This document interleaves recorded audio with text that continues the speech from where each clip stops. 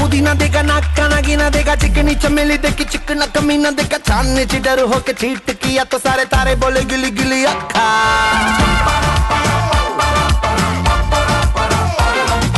मेरी बात तेरी बात ಓಕೆ ಯಾಕೋ ಬೈ ಎಲೆಕ್ಷನ್ ಮುಗಿದ ನಂತರ ನಾವು ನಮ್ಮ ಕುಮ್ಸ್ ಬ್ರದರ್ನ ಒಂದ್ ಸಾರಿನೂ ಮೀಟ್ ಆಗಿಲ್ಲ. ಎಲ್ಲಿರ್ಬೋದು ನಮ್ಮ ಕುಮ್ಸ್ ಬ್ರದರು?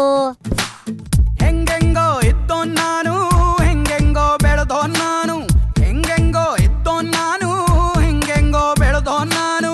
ಕಣ್ಣೀರಲ್ಲಿ ಕರ್ಚಿ ಹೋಗ್ ಬಿಟ್ಟೆ ನಮ್ಮ ಮನೆ ದೇವರಾಣೆ, ಕಣ್ಣೀರಲ್ಲಿ ಕರ್ಚಿ ಹೋಗ್ ಬಿಟ್ಟೆ.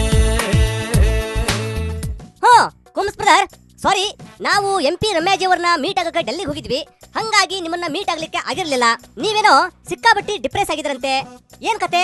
ಆ ಫಲಿತಾಂಶಗಳ ಸೋಲನ್ನ ಓಕೆ ಅತ್ಯಂತ ಸಮಚಿತ್ತವಾಗಿ ಸ್ವೀಕಾರ ಮಾಡ್ತಕ್ಕಂಥ ತೀರ್ಮಾನ ಮಾಡಿದ್ದೇನೆ ವಿಶೇಷವಾಗಿ. ಅಲ್ಲ ಇದೆಲ್ಲ ಕರೆಕ್ಟ್ ಬಿಡ್ರಿ, ಮತ್ತೆ ನೀವೇನೋ ಹೇಳಿದ್ರಂತಲ್ಲ. ಮತ್ತು ಈಗಾಗಲೇ ನಾನು ರಾಷ್ಟ್ರೀಯ ಅಧ್ಯಕ್ಷರಿಗೆ ಒಂದು ಮಾತಾಡಿದ್ದೇನೆ. ಈ ಸೋಲಿನ ಸಂಪೂರ್ಣ ಜವಾಬ್ದಾರಿಯನ್ನು ನಾನೇ ವಹಿಸ್ಕೊಳ್ಳೋದ್ರ ಮುಖಾಂತರ ರಾಜ್ಯ ಘಟಕದ ಅಧ್ಯಕ್ಷ ಸ್ಥಾನವನ್ನು ಬೇರೆಯವರ ಹೆಗಲಿಗೆ ಕೊಡಬೇಕು ಅಂತಕ್ಕಂಥ ಒಂದು ಮನವಿ ಮಾಡಿದ್ದೇನೆ. ಇವತ್ತು ರಾಜ್ಯ ಘಟಕದ ಅಧ್ಯಕ್ಷ ಸ್ಥಾನಕ್ಕೆ ರಾಜೀನಾಮೆಯನ್ನು ಸಲ್ಲಿಸ್ತಾ ಇದ್ದೇನೆ. ಅಯ್ಯೋ ಭಗವಂತ, ಇದು ಒಳ್ಳೆ ಕತೆ ಆಯ್ತಲ್ಲ. ಏನು ವಾದ ಮಾಡೋದಿಲ್ಲ. ಈ ಪಕ್ಷದ ಸಂಘಟನೆಯನ್ನು ಮಾಡ್ತಕ್ಕಂಥದ್ರಲ್ಲಿ ಇನ್ನೂ ದುಪ್ಪಟ್ಟು ಕೆಲಸವನ್ನು ನಿರ್ವಹಿಸ್ತೇನೆ. ಅಲ್ಲ ನೀವು ಕೆಲಸ ಮಾಡ್ರಿ, ಬೇಡ ಅನ್ನೋರು ಯಾರು? ಬಟ್ ಈಗ ಈ ನಿರ್ಧಾರ ಯಾಕೆ ಅಂತ ಅಲ್ರಿ ಕುಮ್ಸ್ ಬ್ರದರ್, ಮುಂದೆ ಏನ್ ಮಾಡ್ತೀರಂತ? ಅದೇ ಸ್ವಲ್ಪ ದಿನಗಳ ಕಾಲ ನನಗೆ ವಿರಾಮವೂ ಬೇಕಾಗಿದೆ. ಹಂಗ ಅದೇ ಯಾಕೆ ಅಂತ? ಸುಮಾರು 6 ವರ್ಷಗಳ ಕಾಲ ದುಡಿಮೆಯನ್ನು ಮಾಡಿದ್ದೇನೆ. ಹೌದು ಬಿಡ್ರಿ, ಕರೆಕ್ಟ್, ಸಿಕ್ಕಾಬಿಟ್ಟಿ ದುಡಿಮೆ ಮಾಡಿದಿರಿ. ನನ್ನ ದೇಹಕ್ಕೆ ದಂಡನೆಯನ್ನು ಕೊಟ್ಟಿದ್ದೇನೆ. ಓಹೋ, ನನಗೂ ಸ್ವಲ್ಪ ವೈಯಕ್ತಿಕವಾಗಿ ವಿರಾಮ ಬೇಕಿದೆ. ಹಂಗಾದ್ರೆ ರೆಸ್ಟ್ ಮಾಡ್ರಪ್ಪ. ಬಹುಶಃ ಆ ದೃಷ್ಟಿಯಲ್ಲೇ ಜನತೆ ನಿರ್ಧಾರ ಮಾಡಿರ್ಬೋದು. ಈ ಜಗದ ಸೋಜಿಗ ನೀನೆ, ಹೇಗಿರಲಿ ನೀನಿರದೇನೆ, ನೀ ಸಿಗದೆ ಗಾಂಗಿನ. ಕುಮ್ಸ್ ಬ್ರದರ್, ನಿಮ್ಗೊಂದು ಮಾತು ಕೇಳ್ತೀನಿ.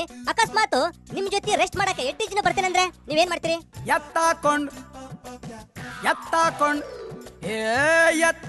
ಹೋಯ್ತಾ ಇರದೆ ನಮ್ಮ ಮನೆ ದೇವರಾಣೆ, ಎತ್ತಾಕೊಂಡು ಹೋಯ್ತಾ ಇರದೆ. Okay stop. DKC ಬ್ರದರ್, ಮತ್ತೇನ್ರಪ್ಪ ಅಂತೂ ಇಂತೂ ಚಾನ್ಸ್ ಹೊಡೆದ್ರಲ್ಲ.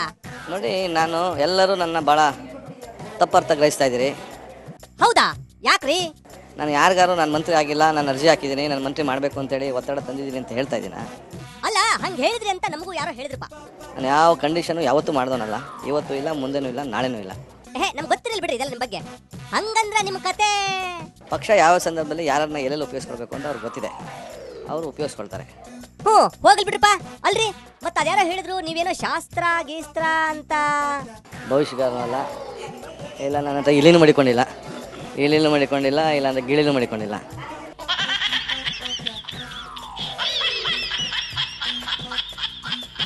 ಹೌದು, ಅದು ಕರೆಕ್ಟ್ ಬಿಡ್ರಿ. ಆ ಜ್ಯೋತಿಷ್ಯ ಶಾಸ್ತ್ರ ಗೀಸ್ತ್ರ ಎಲ್ಲ ಪಾಪ ಒಂದೆಂಡು ಒಂದು ದೊಡ್ಡಗೌಡ್ರಿಗೆ ಅಷ್ಟೇ ಸರಿ ಹೊಂದುತ್ತೆ. ಸುರೇಶ್ ಜಿ, ನೀವೇನು ಹೇಳ್ತೀರಪ್ಪ ನಿಮ್ಮ ಬ್ರದರ್ ಬಗ್ಗೆ? ಶಿವಕುಮಾರ್ ಅವರು ಹಿರಿಯರಿದ್ದಾರೆ, ಪಕ್ಷದ ಒಬ್ಬರು ಶಿಸ್ತಾನ ಸಿಪಾಯಿ ಕಾರ್ಯಕರ್ತರಾಗಿ ಕೆಲಸ ಮಾಡಿದ್ದಾರೆ. ಅದರ ವಿಚಾರ ಏನಿದ್ರು ಕೂಡ ಹೈಕಮಾಂಡ್ಗೆ ಬಿಟ್ಟಿರ್ತಕ್ಕಂಥದ್ದು.